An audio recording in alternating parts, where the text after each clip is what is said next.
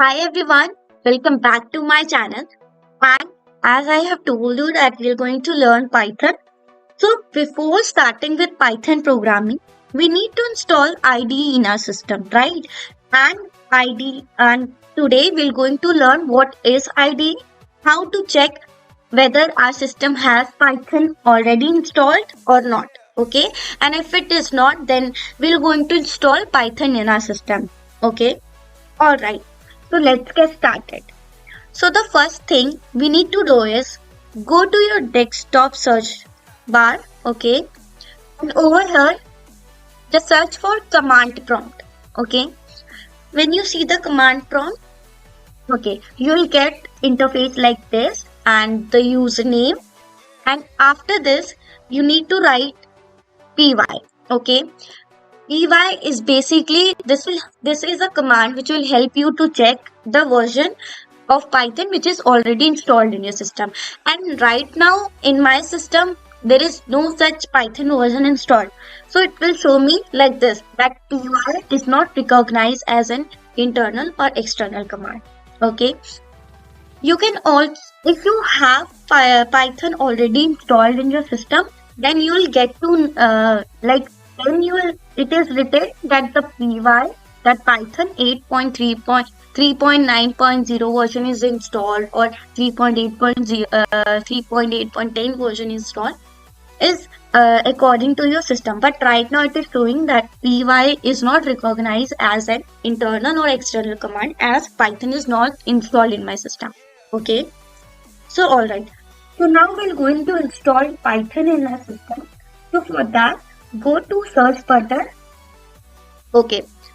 Again, now we have to go to Google. Okay. Now go to Google. And over here, you can install py. Okay. So for that, we need to, we can write python.org. Okay. And you can click on the first link, whatever the first link will come. Okay, you can click on this and you'll get the interface like this. Okay, python.org. When you search this on a Google, you'll get the interface like this. And when you click on the downloads, you will find the option of Windows because I have Windows in my system. According to your system, you can go for Mac OS or other platform, but I have Windows, so I'll click on Windows. Okay, and after clicking on Windows, you can go with the latest version which is present out over here. And as you can see, it is written that note that Python 3.11.0 cannot be used on Windows 7 or earlier, which means it is a latest version which is released. Okay, so you can just install the package. Okay, you can just install the whatever package which is present out over here. Okay, so I can go with this Windows installer 64-bit. I'll click on this and you can see now the download has been started, right? Once your download is started, once it is completing, let me show you something. Just click on the search bar or the command prompt which is already opened. Okay, over here it is already open. I can also I also want to tell you one more thing that by writing py command also you can check the version of the Python, and you can also write like this Python then space then hyphen then version. So this is also the command by which you can use to find the Python. See, I have not installed the Python yet, so that is why it is showing that Python was not found. Okay. Alright. So now it is been downloaded in my system. I'll just shut this down. And okay. So I'll open this. Okay. So as you can see, and don't forget to just tick on this that add python.exe to path because it will provide Python path everywhere wherever you need it. Okay, so click on this add python.exe to path and then we'll click on install. Now our Python is installing in our system. Now we'll click on this. All right.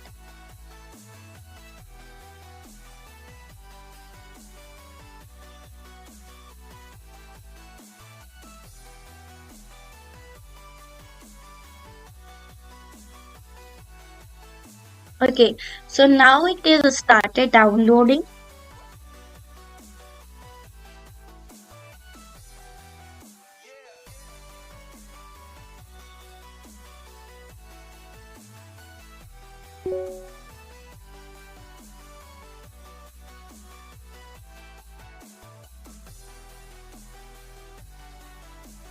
Now, as you can see, the setup was successfully installed in my system. Okay, now I have installed Python in my system successfully.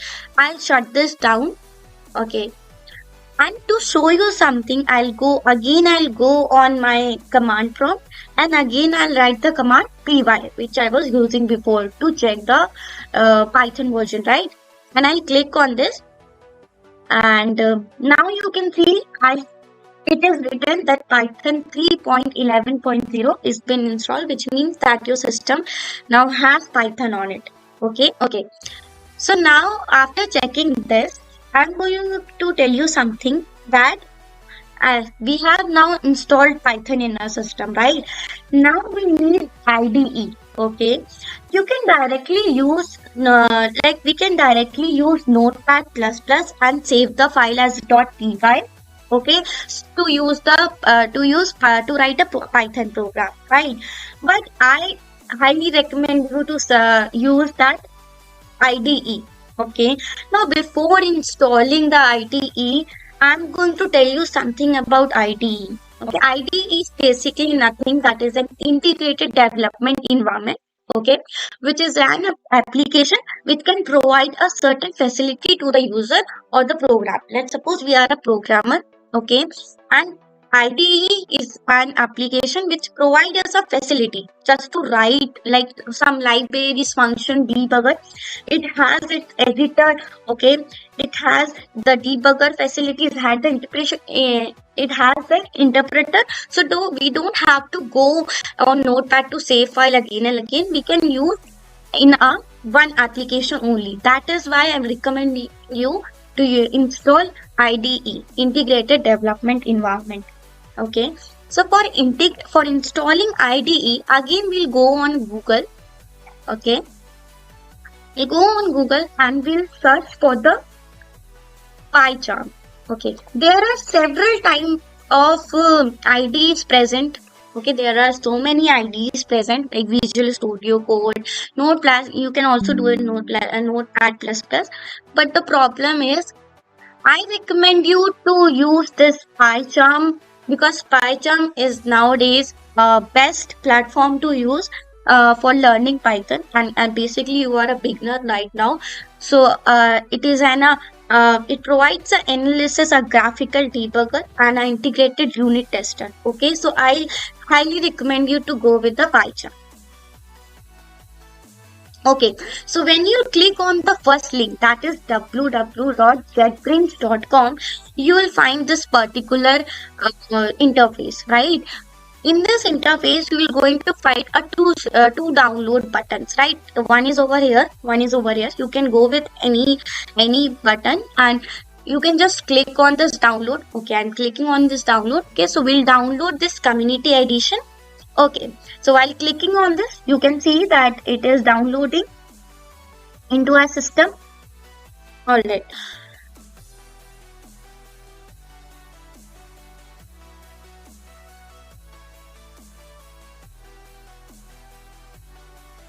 Okay, so as you can see, it will hardly take 2 to 3 minutes to get downloaded into your system. And after it getting downloaded, we need to do some settings, like we need to click on yes, to get installed, we need to click on some commands. Okay, so now I want to tell you one more thing, that when you are in this page, like this is the getbrains.com page, when you are in this page, you can find out over here that it is written that getting started. Send me when you are a beginner, okay, and you want to get some educational materials, you can just fill out your mail out over here and you'll get the education material by jetbrains.com. Okay, well, like I'm just telling you, as you are a student and you want to explore more about programming, Python, and any other technology, so you can write out your mail over here. You'll get the daily subscription or that. Okay, it's up to you. Okay, so now our Pycharm is installed. Now we'll click on open. Okay, and after clicking on open, as you can see, now it is asking for a permission. That now we'll click on yes. Okay, it is showing that welcome to Pycharm Community Edition setup. Setup will guide you through the installation of Pycharm Community Edition. We'll click on next. And this is asking for a designation folder, as I don't have any space problem. But if you have any space problem, you can change the designation folder by just make changes over here. Okay. Okay, I'll click on next, and okay, now then it will ask you that you want to create a desktop shortcut. You can write, you can click on this and update context menu. Yes, I want this. It's up to you. You want to click on this or not, that update path variable, but I don't need that. So I'll click on create association.py because we need that. Okay, then we'll click on next. Then don't have to change anything. JetBrains install, and now you can see it is installing. It will take hardly 2 minutes to get installed.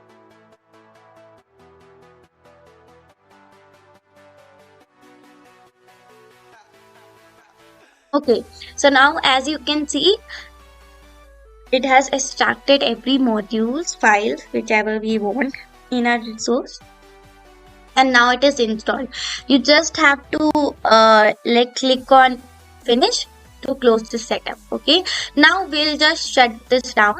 Okay, and now you can see the icon that Pycharm community is present out over there. I just choose Pycharm community as an IDE because it is an integrated development environment which will provide you source code, editor, interpreter, debugger, basically everything in one place, right? It is an application which will provide many facilities to you to make any software, to develop something, right? Because if we do it on a notepad, we need to like save the file and then we need to run the command on the cmd. But in Pycharm you can do everything in one place. Okay, so in our next video we're going to learn how we can write our first program and how we can just create a folders. Okay, and I'll also tell you how we can do it on a different way. Okay, so thank you for the video. Thank you everyone. Bye.